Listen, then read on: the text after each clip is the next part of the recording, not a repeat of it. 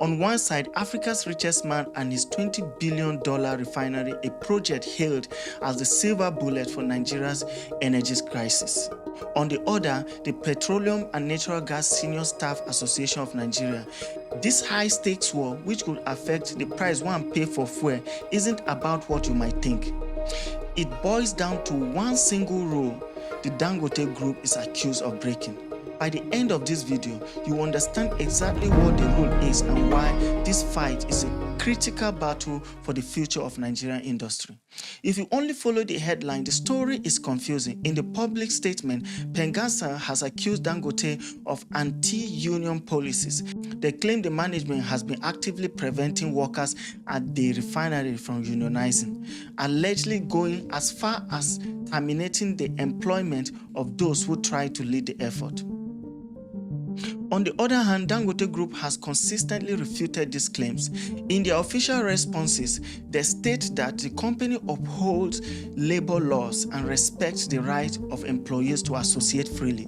They maintain that any staff exits are based on routine performance reviews and not union activities. So, who is right? To get closer to the truth, we need to look at the timing. This conflict didn't just come out of nowhere, it intensified just as the Dangote refinery was becoming fully operational. This timing is crucial for a brand new multi-billion-dollar facility. The first few months of operation are critical. It needs its highly skilled workforce to be stable and productive to ramp up output. This creates a moment of maximum leverage for PENGASSAN. It's the most effective time to apply pressure to ensure their demands for unionization are met. For the company, it's a period of maximum vulnerability to any form of industrial action. The stakes aren't just a few jobs, they are the operational stability of Nigeria's single most important industrial asset. So what does the law actually say? This is where we find our next clue. The right to form or join a trade union is not just a policy, it's a fundamental human right protected by Nigerian law.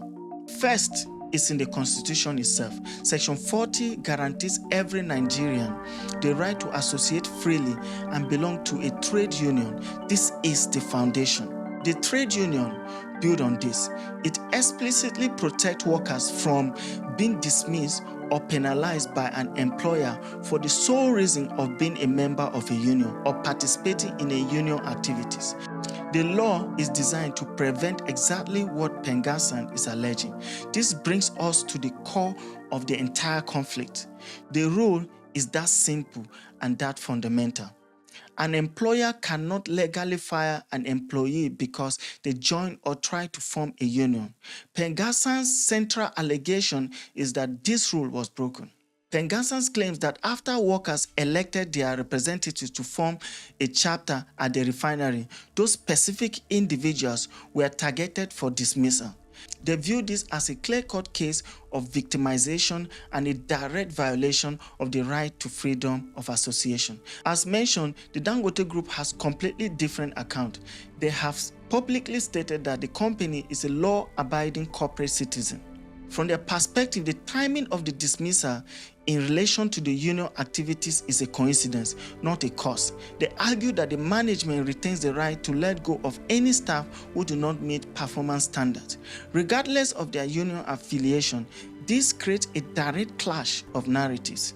PENGASSAN sees it as a targeted attack on a fundamental right, while Dangote sees it as a standard exercise of corporate management. So why should this corporate battle matter to you? Because it's happening inside the engine room of Nigerian economy or every other country that receives supplies from Dangote refinery. A prolonged fight doesn't stay behind refinery gates.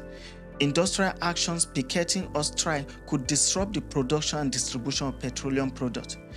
Even the threat of disruption can create panic buying and supply chain issues. Ultimately, any instability at a facility this large can impact the fuel availability and prices across Nigeria and as well as other countries that receive supplies from Dangote refinery. The hidden cost of this price could be paid by Nigerians and other countries as well, at the fuel station, in transportation, and in the prices of goods at the market. So, was the rule broken? On one hand, you have the constitutionally protected right of workers to organize. On the other hand, you have a company's right to manage its workforce. The fact shows a direct conflict between these two principles. This isn't just about Dangote or PENGASSAN. It's a defining test for the relationship between capital and labor in modern Nigeria.